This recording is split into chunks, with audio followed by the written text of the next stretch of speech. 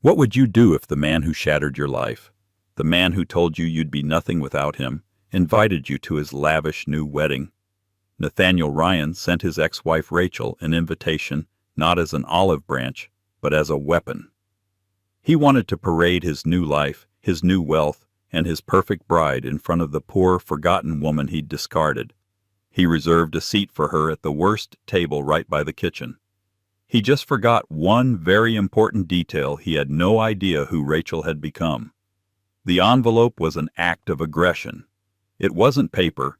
It was cardstock, heavy and thick as a tombstone, with the kind of creamy textured finish that whispered expensive before you even saw the contents. It arrived at Rachel Hayes's modest third-floor walk-up in a quiet tree-lined suburb, a glaring anomaly in her mailbox full of utility bills and grocery store flyers.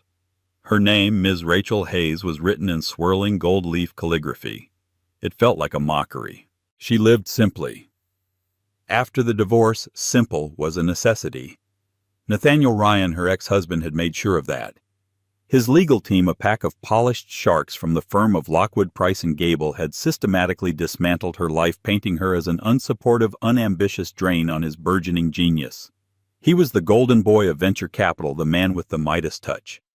She was just Rachel, the quiet wife who'd put her own engineering degree on hold to support his dream. The woman who'd managed his chaotic schedule, hosted his insufferable partners, and proofread the very business plans that had made him a millionaire. When he'd left her for Sabrina Davenport, the daughter of a real estate baron, his parting words had echoed in the sterile silence of their minimalist penthouse. "Look at this, Rachel," he'd sneered, gesturing at the skyline. "This is my world. You were just living in it. You'll be back in that little nothing town you came from within 6 months. You are nothing without me." Now, 2 years later she slid a kitchen knife under the wax seal, a pretentious custom V and D intertwined. The invitation inside was even more obscene. It was a 3-panel fold-out embossed with golden vines. Nathaniel Alexander Ryan and Sabrina Elizabeth Davenport request the pleasure of your company at the celebration of their union, Saturday the 14th of October at 5 o'clock in the evening, the Rutherford Grove Estate, Napa Valley. A smaller card slipped out. A handwritten note on Nathaniel's personal stationery. Rachel, I know things ended poorly, but I'm in a much better place now. Sabrina and I truly want to share our happiness. Please come. I've saved a seat for you. It's important for me to know you're doing okay. All the best, Jay. Rachel sank onto her small second-hand sofa. The note was the cruelest part. Every word was a poisoned dart. I'm in a much better place. Unlike you. Share our happiness. Parade my victory. Saved a seat for you, so I can point and laugh. It's important for me to know you're doing okay. It's important for me to confirm that you are not. She laughed, a dry, humorless sound that startled her cat Copernicus. He hadn't saved a seat. He'd bought a ticket to a public execution. Her execution. He wanted her to show up in her 5-year-old department store dress, her sensible shoes, and her 2010 model sedan, if she could even afford the gas to drive to Napa. He wanted her to watch him marry an heiress at an estate that probably cost more for one night than Rachel's entire net worth. He wanted to disgrace her. He wanted a final definitive victory. He wanted to look across the sea of tuxedos and designer gowns and see his poor ex-wife, a living trophy of what he had escaped. Rachel walked to her window, looking not at the quiet street, but at the reflection in the glass. The woman looking back was tired, yes. Her hair was pulled into a functional ponytail and she wore an old MIT sweatshirt. But her eyes weren't a victim's.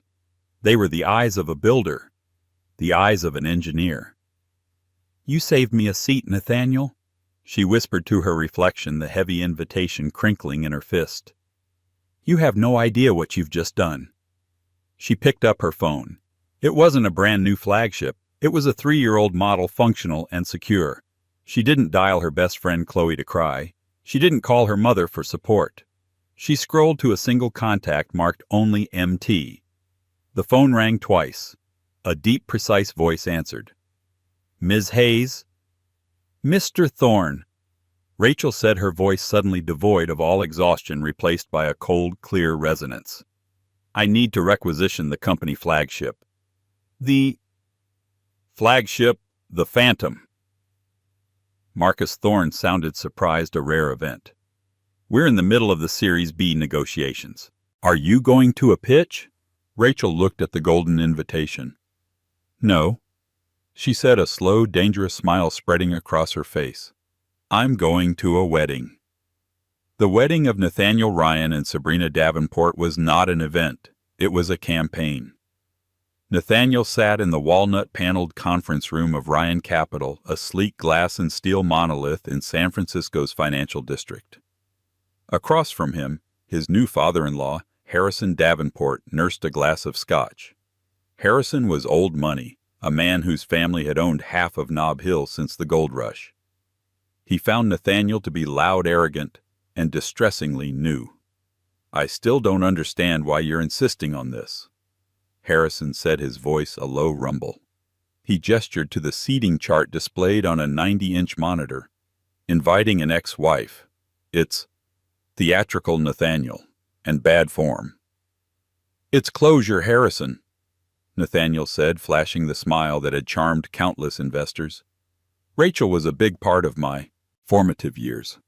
I want her to see me now, to see this, to see that I've landed on my feet." "Landed on your feet." Harrison raised a bushy silver eyebrow. "You're marrying my daughter at my Napa estate. It looks less like landing and more like docking." Nathaniel's smile tightened. He despised Harrison's condescending tone. This wedding was his coronation. It was his ascent from talented tech investor to dynastic power player. Sabrina was his prize, and her family's name was his validation. But Rachel was the one loose thread. She was the one person who knew him before the custom suits in the corner office. She knew the Nathaniel who'd cried in 2015 when his first fund nearly collapsed. She knew the Nathaniel who'd stolen the core algorithm from his first partner. She knew his insecurities, his frauds, his fragile, monstrous ego. And for that she had to be punished. "It's symbolic," Nathaniel insisted, turning to his wedding planner, a terrifyingly efficient woman named Blythe. "Table 28, is it confirmed?" "Yes, Mr. Ryan," Blythe said, tapping her tablet. "Table 28, as requested. It's efficient, close to the kitchen entrance and adjacent to the sound equipment." "Perfect," Nathaniel said. She always liked to be behind the scenes. Harrison Davenport watched his future son-in-law, a flicker of genuine distaste in his eyes. He'd seen men like Nathaniel before. They built empires on charisma and sand. But this was a special kind of petty. Later that evening, in their $20 million Pacific Heights mansion, Nathaniel found Sabrina reviewing the guest RSVPs. She was reclining on a sofa that cost more than a luxury car, flipping through the cards with a bored sigh. "Oh, good," she trilled, holding up a simple cream-colored card. "Your project RSVP'd." "She did." Nathaniel snatched the card. "Ms. Rachel Hayes, attending 1. He let out a sharp, triumphant laugh. "She's actually coming. I can't believe it. The audacity."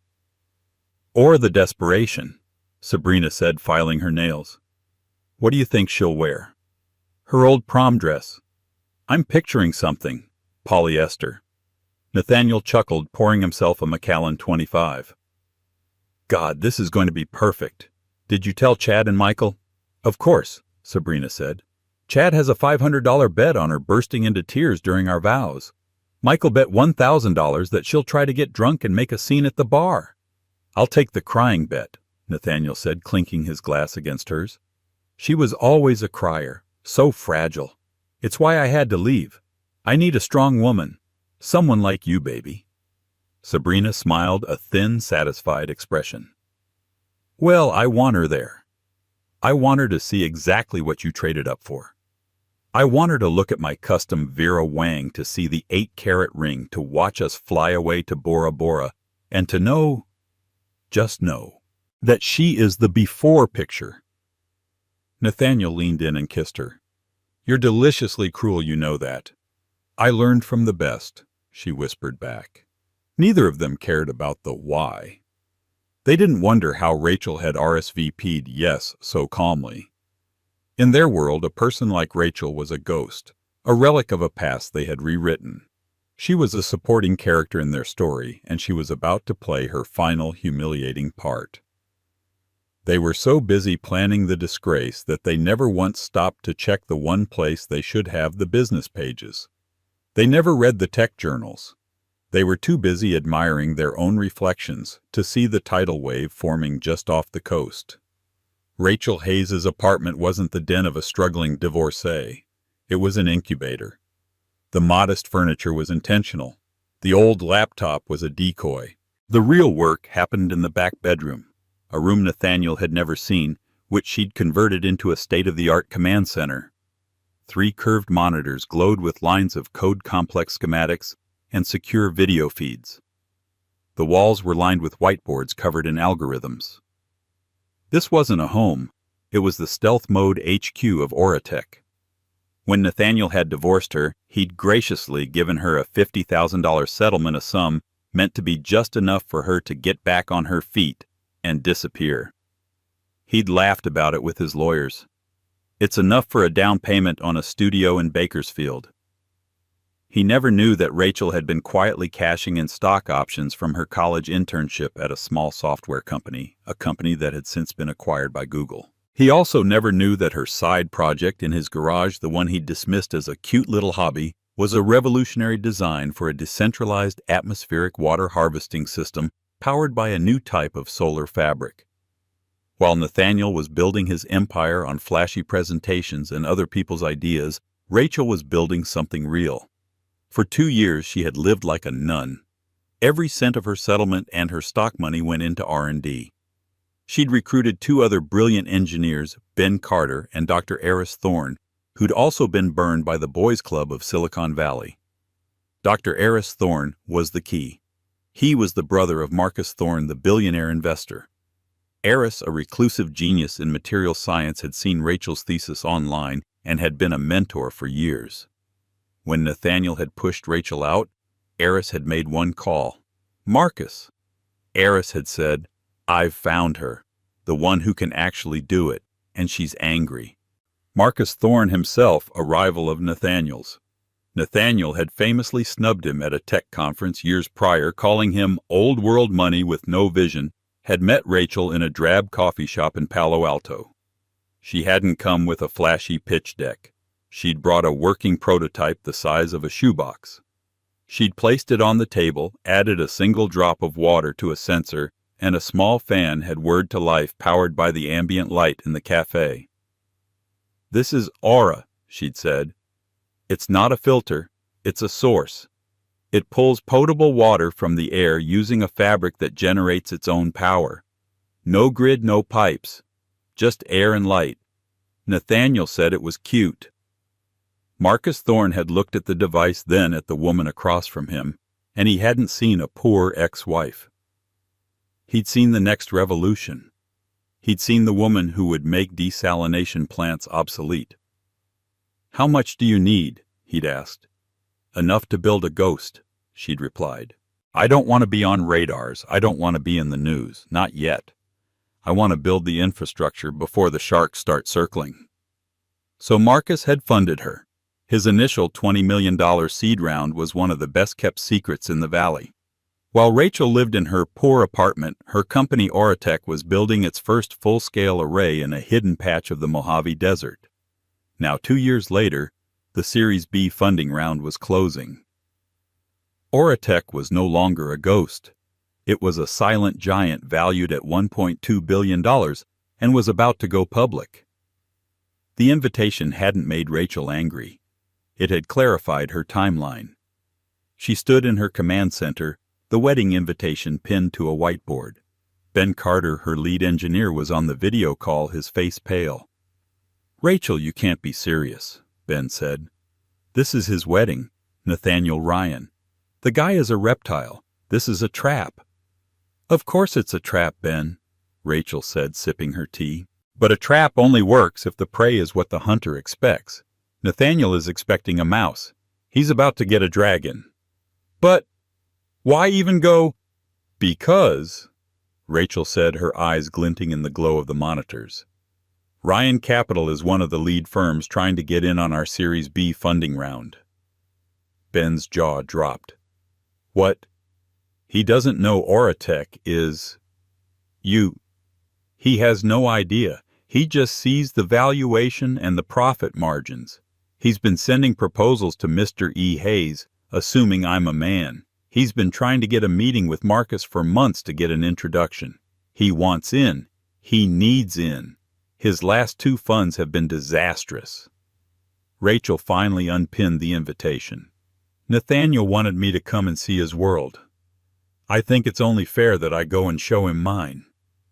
So what's the plan? Ben asked, a slow smile spreading on his face.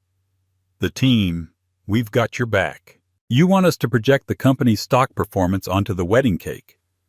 Rachel laughed, a genuine warm sound. Nothing so dramatic. I'm just going to attend, but I'm going to need a new dress. She logged into her personal terminal. Her poor bank account, the one Nathaniel's lawyers had scrutinized, still held a modest $4,000. But her other account, the one linked to her corporate holdings, was a different story. She made a call. Hello, is this the personal shopping office at Saks Fifth Avenue? Yes, this is Rachel Hayes. I need an appointment for this afternoon. And could you please have your top couture consultant meet me? I'll be coming from the city. Yes. Hayes, Hayes. The 3 weeks leading up to the wedding were a blur of high-stakes negotiations and meticulous preparation. Rachel operated on 2 parallel tracks. By day, she was the CEO of Auratech. She was finalizing the Series B, remotely managing the expansion of the Mojave Array, and personally reviewing the patent filings that would protect her intellectual property. She and Marcus Thorne were in constant contact, not about the wedding, but about the future. Nathaniel's firm, Ryan Capital, is getting desperate, Marcus said over a secure line, his voice crisp. He's over-leveraged. He bet big on a crypto platform that just imploded. He needs a win, Rachel. He needs us. He's been trying to leverage his new father-in-law's name, Harrison Davenport, to get to me. It's sloppy. Good, Rachel said, signing off on a shipping manifest. Let him be desperate. Desperate men make mistakes. And the wedding? Marcus asked, a rare hint of amusement in his voice. Is our logistics in place? The logistics are confirmed, Rachel said. The car will be there, I'll be there, and Nathaniel will be there. That's all the logistics we need. By night she was preparing for battle. This wasn't about a glow-up or a revenge body. Rachel had no interest in impressing Nathaniel with her appearance. This was about presence. It was about reminding him and herself of the woman she had always been, the woman he had tried to erase. She didn't go to a garish, trendy boutique.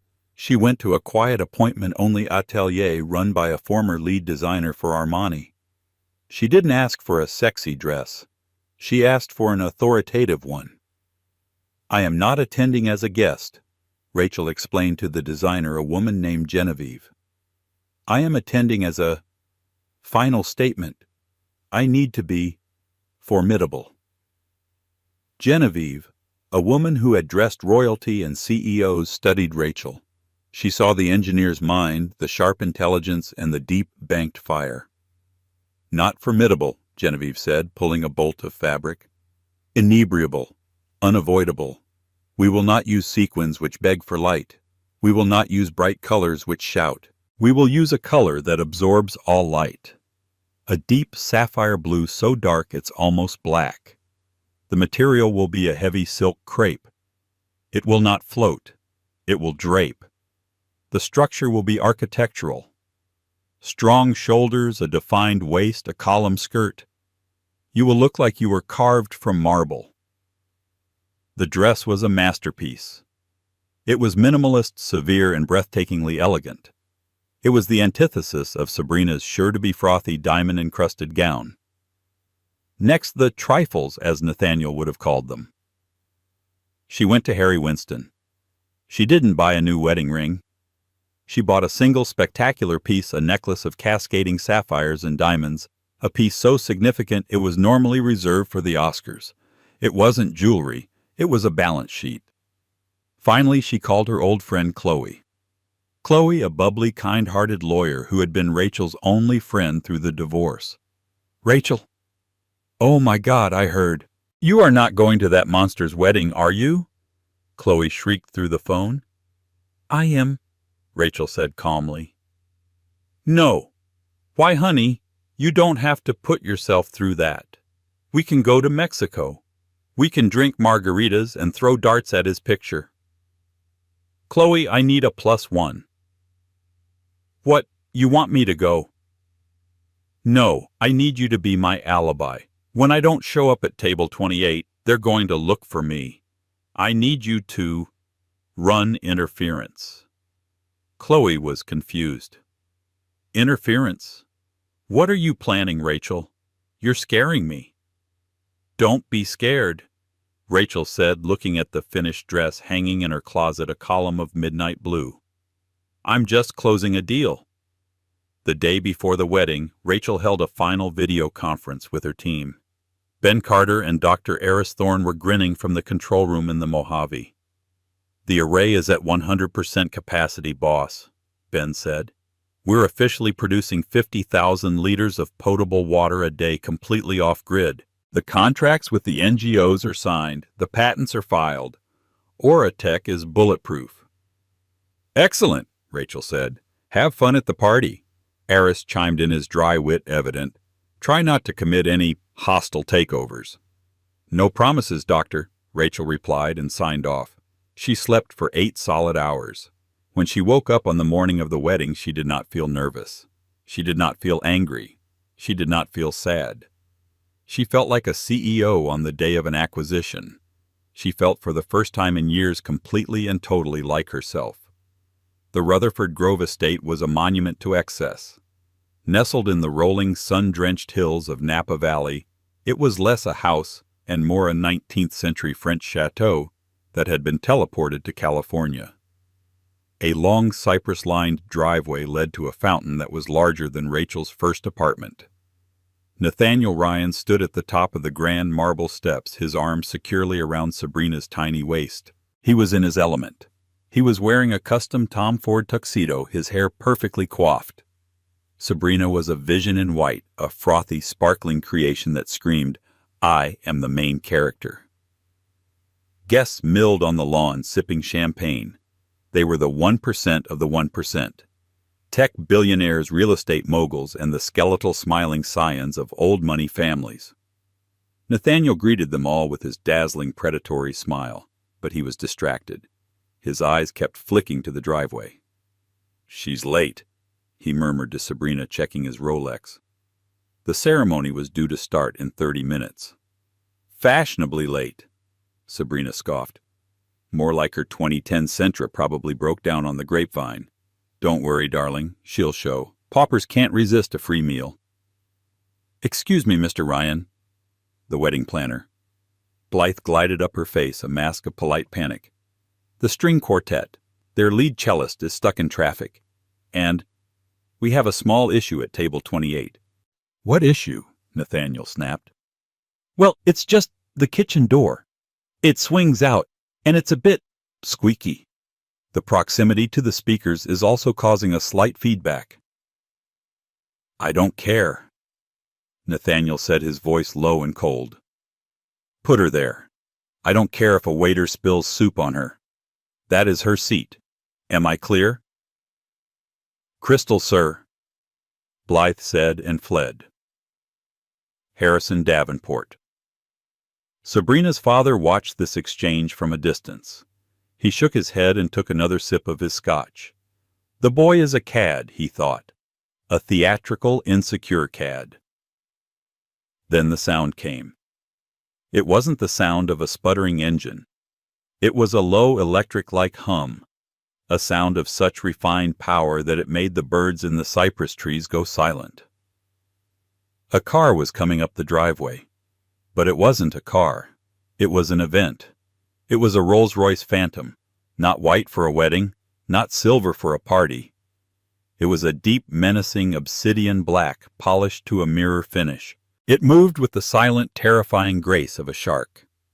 The Spirit of Ecstasy ornament on the hood seemed to cut the air. The car didn't stop at the valet line with the Porsches and Teslas. It drove past them up the private cobblestone path reserved for the bridal party and came to a perfect silent stop directly at the base of the marble steps. The entire party paused. Champagne glasses froze mid-sip. Conversations died. "Who the hell is that?" Sabrina hissed, her smile locked in place. "That's not one of my father's partners." Nathaniel stared, his mind racing. Was it a governor? A foreign dignitary? A guest he'd forgotten? A chauffeur in a black suit and cap emerged from the driver's side. He was a tall, imposing man who looked less like a driver and more like a high-level security detail. He walked with purpose to the rear passenger door and opened it. First, a shoe emerged. It was not a sensible flat. It was a sapphire blue stiletto from Manolo Blahnik, a shoe that cost more than Rachel's old monthly rent. Then a leg. And finally Rachel Hayes stood up. The sunlight hit her. She was a column of midnight blue. The heavy silk crepe dress didn't sparkle. It drank the light. Her hair was not in a ponytail. It was styled in a severe, elegant chignon at the nape of her neck. Around her throat, the Harry Winston necklace glittered a cascade of deep blue and blinding white fire. She was not the mousy, tear-stained woman Nathaniel remembered. She was not the poor ex-wife he'd planned to humiliate. This was Rachel Hayes, CEO. She looked like she had just stepped off the cover of Forbes. She looked like she could buy the entire estate and turn it into a research facility. She stood for a moment, letting the silence stretch her gaze, cool and assessing. Then she ascended the steps, her heels clicking with the sound of a gavel. Nathaniel Ryan's face went white. The blood drained from it so fast he looked like a marble statue. Sabrina, for her part, looked utterly bewildered, her perfectly painted mouth open slightly. Who is that?" she whispered, her voice a mixture of confusion and, for the first time, fear. Rachel reached the top of the steps. She stood before them, a small, polite smile on her face. She was not crying. She was not angry. She looked amused. "Nathaniel," she said, her voice clear and carrying in the silence. "Sabrina, thank you so much for the invitation. You have a lovely home." The world tilted on its axis. Nathaniel Ryan stared at Rachel as if she were an apparition. His mind, usually so quick and cruel, was a blank, static-filled screen. He'd prepped for tears for a scene for faded polyester. He had not prepped for this. This power. "Rachel!" He stammered, his voice an octave too high. You look... My God, you... Who?"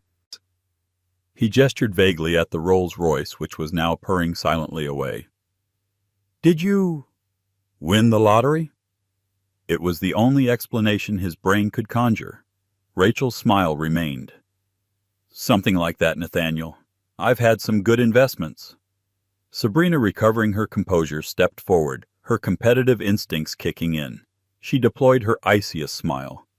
"Well, Rachel, what a surprise. That's a lovely costume. I'm so glad you could make it. We were worried you might feel out of place." "Not at all," Rachel replied, her gaze sweeping over the opulent lawn. "It's always good to survey the market. Now, where am I sitting? I wouldn't want to miss the ceremony." Nathaniel snapped back to reality. The script, his script. This was his chance to regain control. "Ah, yes. Your seat," he said, a malicious glint returning to his eyes. He motioned to Blythe, the planner, who was hovering nervously. "Blythe, will you show Miss Hayes to her seat, table 28? He emphasized the number, watching Rachel's face for a flicker of humiliation. "Table 28. Rachel repeated, her expression unreadable. "Wonderful. Thank you, Nathaniel." She turned and followed Blythe, her blue dress a slash of color against the pale pastels of the other guests. Nathaniel and Sabrina watched her go, the whispers on the lawn starting to swell like a hornet's nest. What was that? Sabrina hissed at Nathaniel, her nails digging into his arm. That necklace. Nathaniel, that was real. It's a rental, Nathaniel said, though a cold dread was pooling in his stomach. It's all a show. She's bluffing. She's just trying to save face. Wait until she sees the table. She'll be in tears by the soup. Rachel walked with Blythe across the perfect lawn toward the reception terrace. As they approached, she saw it. Table 28. It was, as promised, a small, sad round table pushed into an alcove practically touching the swinging metal door of the kitchen. A massive black-thumped speaker stood next to it. Blythe looked mortified. Ms. Hayes, my apologies. It's perfectly fine, Rachel said. She reached the table. She looked at the single sad place setting, and then she kept walking. She walked right past it. Ms. Hayes, Blythe called, confused. Your table. Rachel didn't stop. She walked with calm, unhurried purpose toward the front of the terrace where the bridal party's families were seated at long, decorated tables. She walked past Nathaniel's parents, who looked at her in stunned recognition. She walked past the empty seats for the bride and groom. She stopped at the head table where Harrison Davenport, the patriarch, was nursing his scotch and observing the chaos. He looked up as her shadow fell over him. Mr. Davenport, Rachel said, extending a hand. Rachel Hayes, it's a pleasure to finally meet you in person. Harrison, a man who had not been surprised since the dot-com bubble burst, stared at her hand and then her face. I'm sorry. Should I know you? We haven't spoken directly, Rachel said, but my team led by Marcus Thorne has been in negotiations with your East Asia Acquisitions Fund. I'm the founder and CEO of Auratech. Harrison Davenport dropped his scotch. The glass shattered on the flagstones. The sound was as loud as a gunshot. Every head, including Nathaniel's and Sabrina's, whipped toward the head table. Harrison was on his feet, his face ashen, ignoring the glass at his feet. You're E. Hayes. You're Auratech. Auratech. The name rippled through the crowd. Auratech, the mystery company, the one valued at over $1 billion, the one that was about to revolutionize green energy and water reclamation, the company everyone wanted a piece of. I am, Rachel said. My God, Harrison sputtered. We've been trying to get a meeting with you for 6 months. Your atmospheric harvesting tech, it's the Holy Grail. It is, Rachel agreed calmly, which is why we're being so selective about our Series B partners. Marcus and I were just reviewing your proposal this morning. At that exact moment, as if summoned, a second, even more impressive car arrived. A silver Bentley Mulsanne. A man stepped out. He was tall, impeccably dressed, in a Savile Row suit with a shock of silver hair and eyes like steel. He was one of the most powerful and reclusive investors in the world, Marcus Thorne. He strode onto the terrace, spotted Rachel, and smiled. Rachel, my apologies for being late. The call with the engineers in Mojave ran long. He walked up to the head table, completely ignoring Nathaniel and Sabrina, who were frozen in a tableau of horror. Harrison. Marcus nodded curtly to the older man. Good to see you. Marcus. Harrison was now practically bowing. I had no idea that you knew. Rachel is my most valued partner, Marcus said, his voice projecting clearly. I go where she goes. In fact, I'm her +1. Rachel, where are we sitting? I hope it's somewhere we can talk. We need to decide whether to accept Harrison's offer. Nathaniel Ryan felt the blood leave his head. He stumbled forward, his face a grotesque mask of fake joviality. Marcus Thorne. What a surprise, he brayed. And Rachel, you're Auratech. My Rachel. Rachel finally turned her cool gaze on him. I was never your Rachel, Nathaniel. I was just the woman who balanced your books and fixed your broken business plans. And it's Ms. Hayes. But, Ryan Capital. Nathaniel was sputtering, his entire future imploding in front of him. My proposal for the Series B, I sent it in weeks ago. I've been trying to. We're perfect partners. Rachel looked at him. The amusement was gone. Her eyes were polar ice. Yes, your proposal, she said. I read it. It was thin. Much like your innovations in 2016. You're over-leveraged, Nathaniel. Your flagship fund is underwater and you're trying to use my company as a life raft. A collective gasp went up from the crowd. This wasn't a wedding, it was a public execution. Sabrina, finally realizing what was happening, stepped forward, her face contorted in rage. How dare you! You came here to ruin my wedding. Rachel didn't even look at her. She kept her eyes locked on Nathaniel. You invited me, Nathaniel, she said, her voice dangerously quiet. You sent me an invitation to watch your triumph. You wanted to disgrace me. You sat me at table 28 by the kitchen so I could watch you celebrate the life you built on the foundations I laid. She took a step closer. Nathaniel instinctively recoiled. So I came, not as your poor ex-wife, but as the CEO of the company you are desperately, pathetically trying to get into. I came to give you my answer in person. She paused, letting the silence stretch. Ryan Capital's proposal is rejected. We don't partner with firms that have ethical liabilities. Rachel. Nathaniel whispered, his entire body trembling. Please, don't do this. We can talk. We have nothing to talk about, Rachel said. She turned to Harrison Davenport, who was watching Nathaniel with utter contempt. Harrison, Marcus, shall we find a quieter place to discuss your proposal? I believe the bridal suite is empty. I'm sure the bride won't mind. Marcus Thorne offered Rachel his arm. An excellent idea, Ms. Hayes. As they turned to walk away, Sabrina let out a sound of pure, unadulterated fury. She snatched a glass of champagne from a passing tray and threw it not at Rachel, but at Nathaniel. You idiot, she screamed as the champagne soaked his Tom Ford tuxedo. You told me she was nothing. You told me she was poor. You married me when you could have had her. The implication was clear. Nathaniel wasn't the prize. He was the consolation. Rachel and Marcus didn't even look back.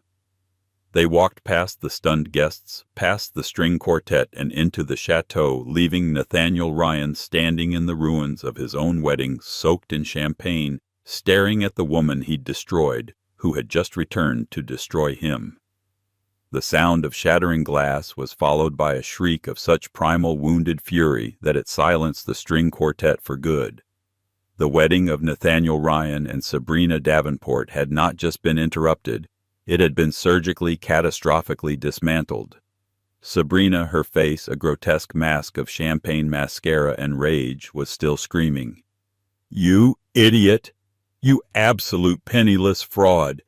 You told me she was nothing! Nathaniel, soaked and trembling, could only stammer, Sabrina, baby, listen, it's a misunderstanding. She's lying. But no one was listening to him. The guests, that ecosystem of the ultra-wealthy, were already reacting. This was a social contagion. Reputations were currency, and Nathaniel's had just been declared counterfeit. Phones were out not to take pictures but to send texts. Ryan Capital. Toxic. Nathaniel Ryan. Finished. Did you hear Harrison Davenport's son-in-law? A total fraud. Investors were already edging away, murmuring urgent calls to their wives. Chad and Michael, the two men who had bet on Rachel's tears, were staring at each other, their $1,000 bet forgotten. They weren't just losing a bet. They were witnessing the implosion of a man they had tied their own portfolios to. Blythe, the wedding planner, simply stood holding her clipboard, her face a perfect blank mask of professional horror. The event was a total loss. While the chaos bloomed on the terrace, a hallowed silence reigned in the chateau's library. Harrison Davenport was pacing on the antique Persian rug, his hands clasped so tightly behind his back his knuckles were white. He was no longer the stunned father. He was the enraged CEO. "A fool," he muttered, his voice a low growl. "No, not a fool. A fool is harmless. He's a parasite. He attached himself to my family name. He used my credibility." He whipped around to face Rachel, who was sitting calmly in a leather wingback chair sipping a glass of water. Marcus Thorne stood by the fireplace observing. "You knew this," Harrison accused, though not unkindly. "You knew he was over-leveraged." "I knew his crypto fund had collapsed," Rachel said, her voice even. "I knew his last two ventures were smoke and mirrors. And I knew he was trying to use your name, Mr. Davenport, to backstop his losses. His proposal to Oratech wasn't a pitch. It was a plea for a bailout. He was going to use your daughter's name and my company to save himself." Harrison stared at her, the pieces clicking into place. The theatricality of the wedding, the desperation to get it done, the endless favors he'd asked for the introductions. "And you," Harrison turned to Marcus, "you let him walk right into this." "We do our due diligence, Harrison," Marcus said, his voice crisp. "Something your team should have done on your future son-in-law instead of just admiring his press clippings. Rachel didn't create this situation. She merely illuminated it." Harrison let out a long, heavy breath and sank into the chair opposite Rachel. The fury was gone, replaced by the cold, hard calculus of damage control. "So, my daughter is tied to a fraud. My family name is attached to this fiasco. That," Rachel said, leaning forward slightly, "is a problem. But it's also an opportunity. As I said, Ryan Capital is finished, but Davenport Holdings is not. Your East Asia infrastructure is exactly what Oratech needs for its Phase 2 deployment. We are prepared to offer you an exclusive 2% stake in our next round. It's a deal that will by morning be the only thing the financial world is talking about, not your daughter's unfortunate choice in men." Harrison looked from Rachel to Marcus and back. She wasn't just offering him a deal. She was offering him a new narrative, a life raft.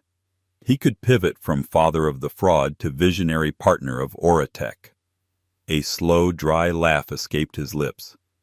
"Ms. Hayes, you are a shark, and I mean that as the highest possible compliment. You came to your ex-husband's wedding and engineered a hostile takeover of his entire life." "I just accepted an invitation, Mr. Davenport," Rachel said, standing up. "We'll have my legal team send the term sheet to your general counsel, not your family lawyer, your general counsel. I suggest you have him look at it by, say, 8 a.m., Monday." Harrison stood and shook her hand, his grip firm. "He'll be waiting. Now, if you'll excuse me, I believe I have to fumigate my family. Annulment is too clean a word. I'm going to have him excised." He strode out of the room, a man with a new singular purpose. "Well," Marcus said, a rare genuine smile touching his lips. "When I first met you in that coffee shop, you were angry. Now, you're not." "Anger is fuel, Marcus," Rachel said, adjusting the strap of her dress. "It gets you started, but you can't run an empire on it. I'm not angry. I'm just balanced. The books are finally balanced." "Shall we?" he asked, offering his arm. They walked out the grand front entrance, bypassing the chaotic scene on the terrace. The chauffeur Thomas already had the Rolls-Royce door open, the engine humming its silent, powerful tune. The sun was beginning to set, casting long, dramatic shadows across the cobblestones. "Rachel!" The voice was a desperate, primal scream. Nathaniel came bursting from a side door, running, his tuxedo jacket gone, his tie ripped from his neck, his hair a wild mess. He stumbled to a stop in front of her, his face a ruin of tears, sweat, and terror. "Rachel, please, you can't. You can't do this to me. It's me. It's Nathaniel. Remember, Remember, Chicago. Our plans. Everything I built. Ms. Hayes. Thomas, the chauffeur, stepped forward, placing his large frame partially between them. Rachel held up a single calm hand. It's all right, Thomas. I'll handle this. Nathaniel lunged, grabbing her arm. Rachel, please, I'll give you anything a stake in the company. Half it's all yours. Just make the call. Call Harrison, call Marcus. Tell them it was a misunderstanding. Tell them we're merging a new partnership. Rachel looked down at his hand on her arm. Her gaze so cold he flinched and pulled it back as if he'd been burned. Merging, Nathaniel, she said, her voice devoid of all emotion. There is nothing to merge.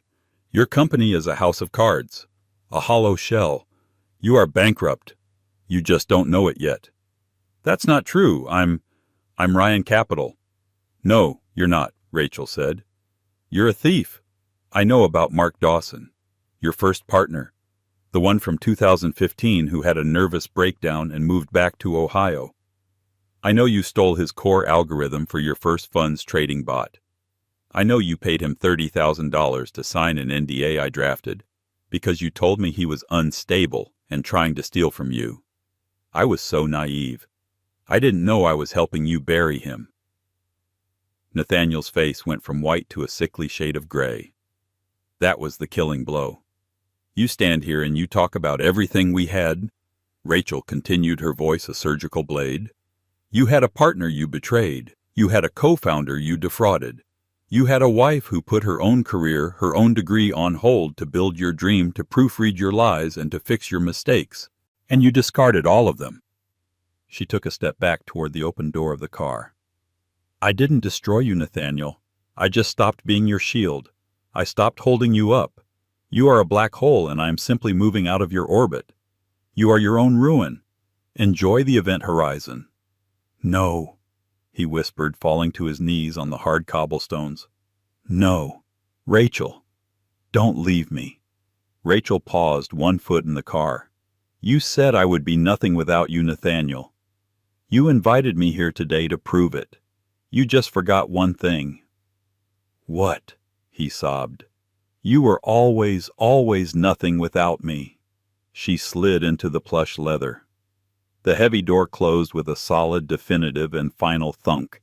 Nathaniel Ryan was left on his knees, a broken, pathetic man in a ruined tuxedo, screaming her name as the obsidian Rolls-Royce crunched over the gravel, turned onto the cypress-lined drive, and disappeared into the golden Napa sunset, taking his entire world with it. Oh! Epilogue. 1 year later. The cover of Forbes magazine was not a man in a suit. It was Rachel Hayes, standing in the Mojave Desert, her hand on one of the massive gleaming solar fabric panels of the Auratech array. A slight confident smile on her face. The headline blared, "The Water Baron: How Rachel Hayes Built a $10 billion Empire from Thin Air." Her company's IPO had been the most successful of the decade. Auratech's water-from-air technology was no longer a secret. It was a revolution being deployed in drought-stricken regions from sub-Saharan Africa to California. In her office, she wasn't looking at the Forbes cover. She was on a secure video call with a field team in a small village, watching a child drink clean, safe water from a tap that hadn't existed 3 weeks prior. The $10 billion valuation was a tool, not a trophy. And Nathaniel Ryan Capital had ceased to exist within 6 weeks of the wedding. Once Rachel and Harrison Davenport had announced their partnership, Nathaniel's other investors had fled, triggering a margin call he couldn't meet. The SEC, triggered by the sudden catastrophic collapse and an anonymous tip from Mark Dawson, who had been contacted by Rachel's lawyers, had opened an investigation. They found everything: the stolen algorithm, the wire fraud, the years of lies. The vulture of the valley, the New York Post had called him. His parents had publicly disowned him. Chad and Michael, the two betters, had both given damning testimony against him in exchange for immunity. Nathaniel Ryan was currently in a federal prison awaiting sentencing on multiple counts of fraud. Sabrina's fate was less criminal, but just as predictable. The marriage was annulled by Harrison's legal team before the ink was dry. A Page 6 sighting had placed her at the Monaco Grand Prix, where she was reportedly escorted from the premises after a confrontation with a security guard while trying to get into an exclusive party. She was cut off and adrift, a ghost of a life she'd almost had. Rachel sat in her new office. It was not a sterile glass and steel box. It was an airy, sustainable space with living walls and a view of the Golden Gate Bridge. Ben Carter, her first engineer and now her COO, knocked on the open door. "Boss," he said, smiling, "this came for you. It got past the main security filter. Looked important." He handed her a thick, creamy envelope. For one brief second, Rachel's expression tightened. It looked familiar. "You okay?" Ben asked. "Just a memory," she said, her voice quiet. She slid her finger under the seal. It was not a wedding invitation. It was from her alma mater, MIT.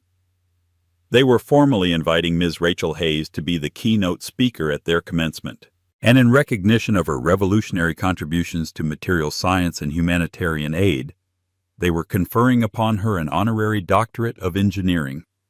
Dr. Rachel Hayes. She thought of the young woman she had been, the brilliant student who had put her PhD on hold to proofread Nathaniel's genius business plans. The woman who had coded his first platforms in their tiny apartment, believing in his dream. She looked at the invitation. She looked at the blueprints for the new R&D facility on her monitor. She hadn't just reclaimed her name. She had reclaimed her work. She had reclaimed her mind. Rachel Hayes picked up a pen, not to sign a deal, but to begin writing her acceptance speech. She smiled as she wrote the first line. An engineer's first principle is integrity. A structure, whether it's a bridge or a life, cannot stand on a weak foundation. The work was just beginning. Nathaniel wanted to show Rachel what she had lost. Instead, she showed him and the entire world what he had thrown away. He built his kingdom on sand, and she built hers on genius. This isn't just a story about revenge. It's a story about resilience. It's a reminder that the people who underestimate you are often the ones who are most afraid of your potential. What did you think of Rachel's comeback? Was it the perfect revenge? Or was it just business? Let us know your thoughts in the comments below. If you love this story of triumph, please hit that like button. Share it with someone who needs a dose of inspiration, and make sure you subscribe to our channel for more true life stories where the underdog always gets the last word. Click that notification bell so you never miss an update.